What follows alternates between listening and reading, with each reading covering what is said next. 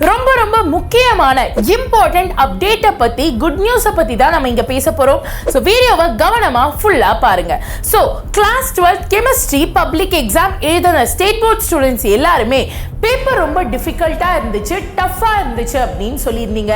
இதை நாங்களும் ஃபீல் பண்ணோம். ஸோ என்ன மாதிரியான பிஜே டீச்சர்ஸ் அசோசியேஷன்ல இருக்கக்கூடிய டீச்சர்ஸ் எல்லாரும் சேர்ந்து டிஜிஇக்கு ஒரு அஃபிஷியல் ரெக்வெஸ்ட் அனுப்பியிருக்கோம். இந்த ரெக்வெஸ்ட்ல என்ன இருக்கு? क्वेश्चन பேப்பர் ரொம்ப டஃப்பா இருந்துச்சு அண்ட் மல்டிபிள் டெக்னிக்கல் எரர்ஸ் இருந்துச்சு. ஸோ அதனால பசங்களுக்கு கிரேஸ் மார்க்கை கொடுக்கணும் அப்படின்னு அஃபிஷியலா ரெக்வெஸ்ட் அனுப்பியிருக்கோம். இந்த ரெக்வெஸ்ட்டுக்கு கண்டிப்பா கிரேஸ் மார்க் கிடைக்குமா கிடைக்காதா, எங்கெல்லாம் கிரேஸ் மார்க் கிடைக்க போகுது அண்ட் எவ்வளவு கிரேஸ் மார்க் கிடைக்கும் அப்படிங்கிற முழு விவரத்தையும் டேட்டா அண்ட் ஸ்டாட்டிஸ்டிக்கல் ப்ரூஃபோட நம்ம பார்க்க போறோம். ஸோ வீடியோவை முழுசா பாருங்க அண்ட் ஆல்சோ சேனலை சப்ஸ்கிரைப் பண்ணாதவங்க சப்ஸ்கிரைப் பண்ணி வச்சுக்கோங்க. ஏன்னா அடுத்து வரக்கூடிய மெடிக்கல் இன்ஜினியரிங் கவுன்சிலிங்ஸ், அக்யூரேட்டான கட் ஆஃப் அனாலிசிஸ் அண்ட் ரொம்ப ரொம்ப முக்கியமா 100% factual data on your dream colleges எல்லாமே நம்ம சேனல்ல வரும். ஸோ நம்ம சேனலை மறக்காம சப்ஸ்கிரைப் பண்ணிக்கோங்க அண்ட் வாங்க இந்த பிரேக் டவுன்குள்ள போலாம். ஃபர்ஸ்ட் ஆஃப் ஆல் 1 மார்க் क्वेश्चनல பாத்தீங்கன்னா A டைப்ல क्वेश्चन நம்பர் 3, B டைப்ல क्वेश्चन நம்பர் 5 இங்க அவுட் ஆஃப் சிலபஸ் क्वेश्चन கேட்டிருக்காங்க. क्वेश्चन என்னன்னா pH value formula for sodium formate solution கேட்டிருக்காங்க. ஆக்சுவலா உங்களோட ஸ்டேட் போர்ட் டெக்ஸ்ட் புக்ல ஸ்ட்ரிக்ட்லி நம்ம சோடியம் அசிட்டேட்கான ஃபார்முலா மட்டும் தான் இருக்கு, சோடியம் ஃபார்மேட்கான ஃபார்முலா இல்ல.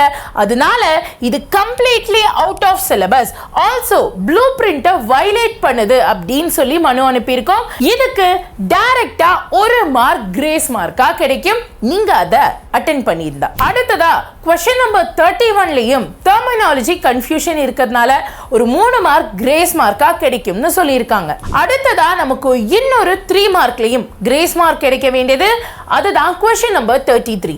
இங்க பார்த்துக்கிட்டீங்கன்னா ஒரு கெமிக்கல் ரியாக்ஷன் பேஸ் பண்ண क्वेश्चना தான் இது இருந்துச்சு. பட் அந்த கெமிக்கல் ரியாக்ஷனுக்கான ப்ராப்பர் கண்டிஷன் கொடுக்கல. அதாவது அந்த क्वेश्चनல அந்த ரியாக்ஷன் நடக்கிறதுக்கு தேவையான ஹீட் ஆர் டெம்பரேச்சரை பத்தியும் சொல்லல. அந்த ரியாக்ஷனை நடத்தக்கூடிய கான்சென்ட்ரேட்டட் HClஐயும் அவங்க ஆட் பண்ணல. சயின்டிபிக்கலி இந்த 2 விஷயமும் இல்லைன்னா அங்க ரியாக்ஷன் நடக்காது.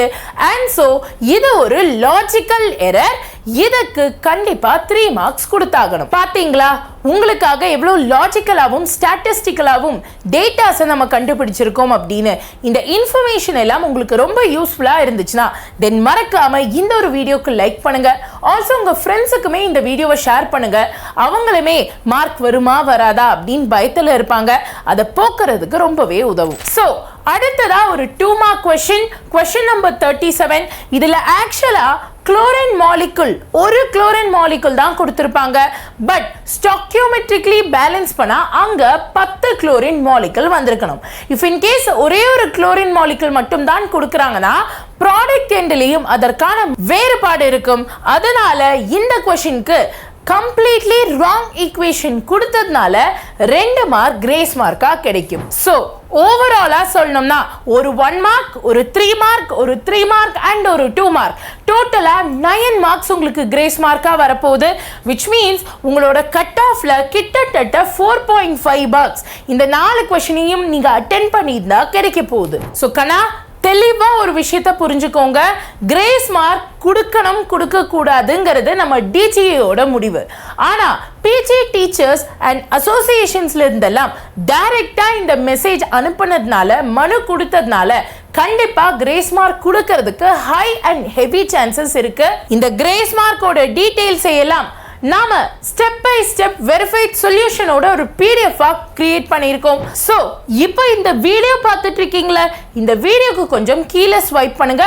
நம்ம சேனல் பேர் இருக்கும், மறக்காம சப்ஸ்கிரைப் பண்ணிருங்க. அதுக்கு கீழே டிஸ்கிரிப்ஷன் இருக்கும், டிஸ்கிரிப்ஷன்ல மோரை கிளிக் பண்ணுங்க. உங்களுக்கு இந்த மாதிரி அது ஓபன் ஆகும். அதுல நீங்க கவனிச்சு பாத்தீங்கன்னா உங்களுக்கு பிடிஎஃப் லிங்க்னு சொல்லி ஃபர்ஸ்டா ஒரு லிங்க் இருக்கும். அதை ஜஸ்ட் கிளிக் பண்ணுங்க.